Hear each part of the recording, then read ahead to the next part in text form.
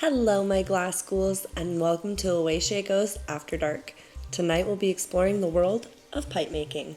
It's a really cool medium in glass making that I'm really excited to share with you. There's some really cool artists, some really amazing techniques, and a history that you might not expect. So let's get into it.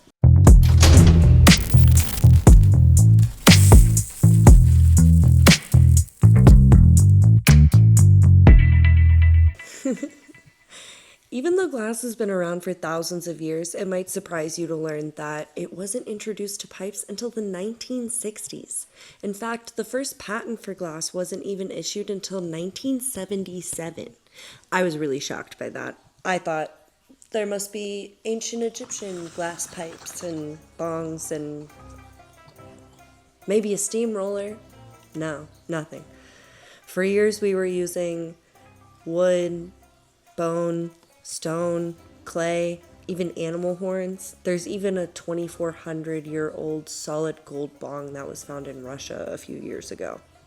That sounds pretty nice. But it wasn't until the mid 20th century that glass really came into the scene, and that's all thanks to one guy. His name is Bob Snodgrass.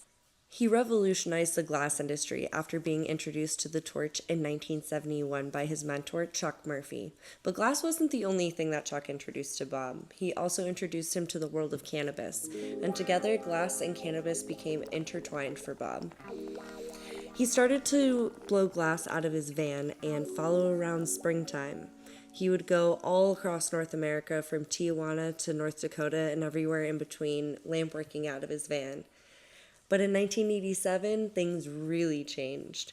He was encouraged by his friends to go see a Grateful Dead show and saw them at Irvine Meadows Amphitheater in 1987. I was really excited to hear about this part of Bob's journey. Irvine Meadows is local to me where I grew up, and I've seen many a show there, and they've all been very impactful to me. My spouse also saw the Grateful Dead at Irvine Meadows Amphitheater themselves. And it's just nice to know that this is part of his history too. And yeah, little first degree of separation there for you. Anyway, so after seeing the Grateful Dead at Irvine Meadows, he set off to follow them on tour instead of springtime and started lamp working out of his van at Dead shows. He incorporated skulls into his work, and the medium changed even more for him after this introduction to his work. He did this for 3 years, following the Grateful Dead all around the United States, all while making these amazing pipes. But after 3 years, it was time to settle down, and he ended up going to Eugene, Oregon with his first apprentice named Hugh. You might wonder, why Eugene? Well, as Bob put it, Eugene had the best herb. So, to Eugene they went. Bob really shook up glass, and one of my favorite quotes from him is, "I am an inventor. I got stuck in glass blowing because there are so many things to invent in it." He even invented an entire new medium of glass, calling it a spin-off of scientific glass. And he loved experimenting and trying to find new colors or really any new technique that he could work into his lamp working. He would put dirt from his yard, old pottery glazes, all kinds of stuff, even meteorites, into molten glass to try and discover new colors. Arguably, his biggest discovery, fuming, was done completely by accident. In fact, he almost threw away his first piece. Could you imagine?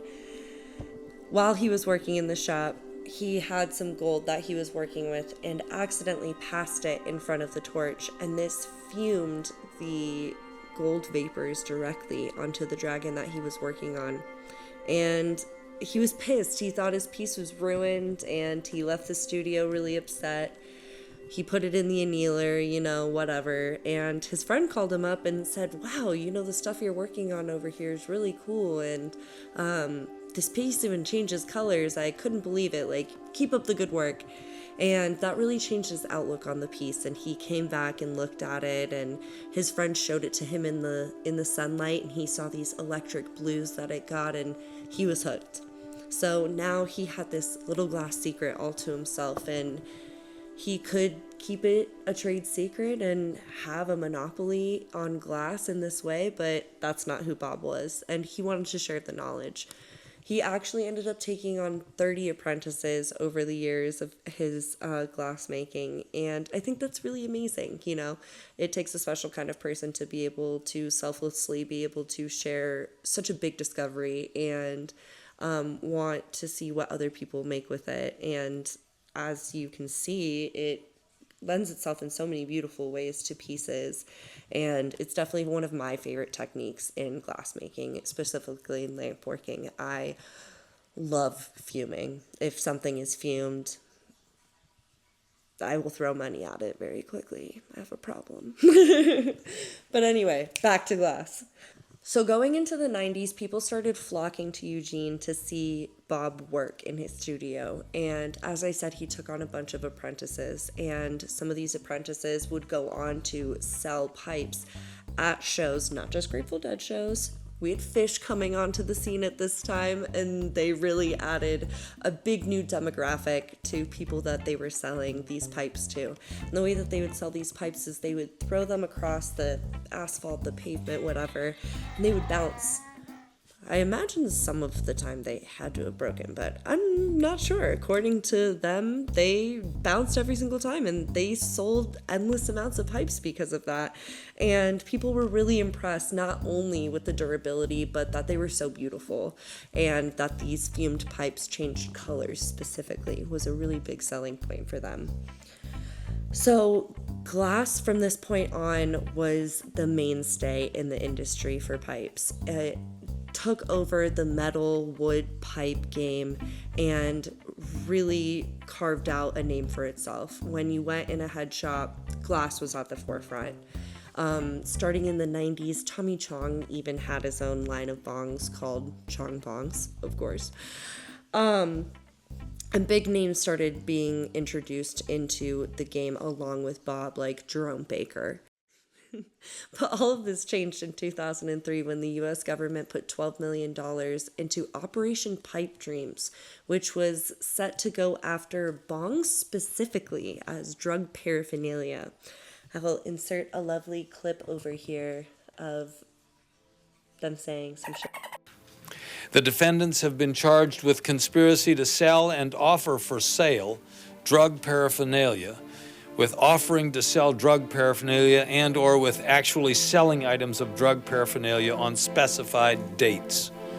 These charges, which are unsealed today, are the culmination of a nationwide investigation codenamed Operation Pipe Dreams, of another operation dubbed Operation Headhunter.